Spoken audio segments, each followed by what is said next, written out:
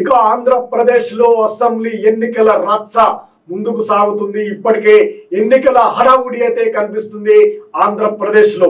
ఇటు ప్రతిపక్షాలైనటువంటి రెండు పార్టీలు కూడా కీలకమైనటువంటి బీజేపీ కూడా వీరికి సపోర్ట్ చేసే అవకాశం ఉంది. జనసేన ఇటు తెలుగుదేశం పార్టీలు తమ ఎన్నికల పొత్తుకు ముందుకు వెళ్తా ఉన్నాయి.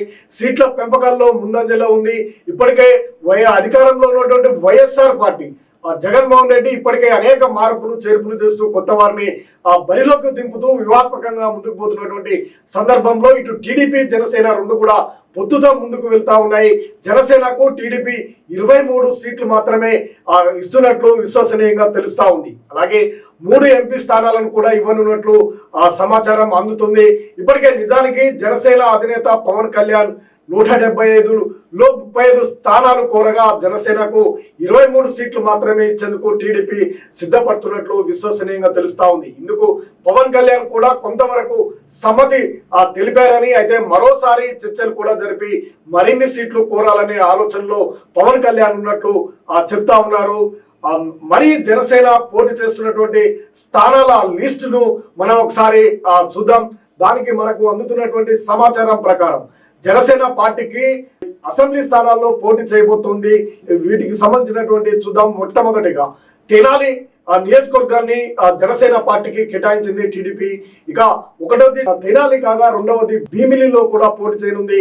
ఇక నెల్లిమర్ల నియోజకవర్గము, అదేవిధంగా విశాఖ నార్త్ లేక సౌత్ కానీ జనసేనకు ఇచ్చే అవకాశం ఉన్నాయట. ఇక చోడవరం లేక అనకాపల్లి ఈ 2 సీట్లలో ఏదో ఒకటి జనసేన పోటీ చేయనుంది. ఇక పెందుర్తిలో అయితే పక్కాగా జనసేనకు అక్కడ బలమైనటువంటి అభ్యర్థులు ఉండడం, బలమైనటువంటి క్యాడర్ ఉండటము పెందుర్తిని ఖరారు చేస్తున్నట్టు చూస్తా ఉంది. ఇక పిఠాపురంలో కూడా ఆయన సామాజిక వర్గానికి సంబంధించినటువంటి వారు ఎక్కువగా ఉండడం, కాకినాడలో కూడా బలమైనటువంటి అభ్యర్థులు జనసేనకు ఉండడం, రాజోలు, అదేవిధంగా గన్నవరం కూడా గన్నవరం కూడా జనసేనకు ఇచ్చారు. రాజనగరం, అదేవిధంగా రాజమహేంద్రికి సంబంధించినటువంటి రూరల్ నియోజకవర్గాన్ని కూడా జనసేన పార్టీకి ఇవ్వడం జరిగింది. అమలాపురము, నరసరాపురము, భీమవరం ఇవన్నీ కూడా పశ్చిమ గోదావరిలో ఉన్నటువంటి అనేక నియోజకవర్గాలను కేటాయిస్తూ వారికి ఎక్కువగా ఇస్తున్నటువంటి పరిస్థితి కనబడుతుంది. తాడపల్లిగూడెము, అదేవిధంగా ఏలూరు లేదా కైకలూరు ఈ 2 నియోజకవర్గాల్లో ఏదో ఒకటి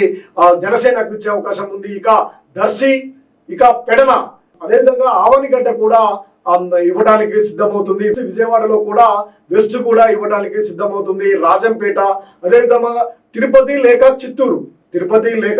చిత్తూరు ఇటు రాయలసీమలోను ఇటు కోస్తాంధ్రలోను కూడా వారికి అక్కడక్కడ ప్రాధాన్యతను కల్పిస్తూ టీడీపీ వారు వారికి సీట్లు కేటాయించినటువంటి పరిస్థితి అయితే మనకు కనిపిస్తా ఉంది. తిరుపతి లేదా చిత్తూరు ఈ 2 నియోజకవర్గాల్లో ఏదో ఒకటి జనసేనకు ఇవ్వడానికి టీడీపీ సూత్రప్రాయంగా అంగీకారం తెలిపినట్టు తెలుస్తా ఉంది.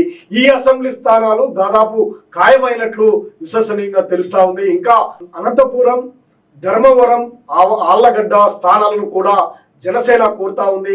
నెల్లూరు జిల్లాలో 1 సీటును కోరుతున్నట్లు కూడా విశ్వసనీయంగా తెలుస్తా ఉంది. ఇంకా గోదావరి జిల్లాలోని మరో 3 సీట్లు కూడా జనసేనకు ఇవ్వవచ్చనే విశ్వసనీయంగా తెలుస్తా ఉంది. పొత్తులో భాగంగా జనసేనకు 25లో 3 ఎంపీ సీట్లు కూడా ఇవ్వనున్నట్లు తెలుస్తా ఉంది. అవి ప్రధానంగా 3 ఎంపీ సీట్లు అంటే దాదాపు కాకినాడ, మచిలీపట్నం స్థానాలు దాదాపు ఖాయం కాగా అనకాపల్లి లేక తిరుపతి ఎంపీ స్థానాలను కూడా, పార్లమెంటు స్థానాలు కూడా ఈ 3 స్థానాలు ఇవ్వడానికి సిద్ధమవుతుంది. దాదాపు 2 పార్టీల మధ్య ఒక అవగాహన కూడా వచ్చినట్లు విశ్వసనీయంగా తెలుస్తా ఉంది. మొత్తంగా టీడీపీ జనసేనకు చాలా తక్కువ స్థానాలే ఇస్తుందని కనిపిస్తా ఉంది. అయితే జనసేన కార్యకర్తలు, పవన్ కళ్యాణ్ అభిమానులు భారీ సంఖ్యలో సీట్లు ఇవ్వాలని కోరుతా ఉన్నారు, డిమాండ్ చేస్తా ఉన్నారు.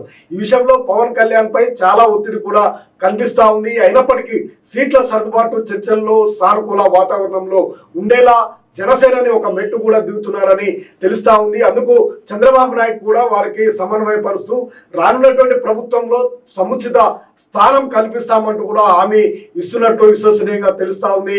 ఈ సీట్ల సర్దుబాటు పోటీ చేసేటువంటి స్థానాలపై త్వరలోనే అధికారిక ప్రకటన కూడా చేయడానికి 2 పార్టీలు కూడా అంగీకారం తెలిపినట్టు స్పష్టంగా తెలుస్తా ఉంది. విశ్వసనీయంగా సమాచారం మేరకు దాదాపు ఇప్పుడు మనం చెప్పుకున్నటువంటి సీట్లలోనే జనసేన పోటీ చేసే అవకాశం ఉంది.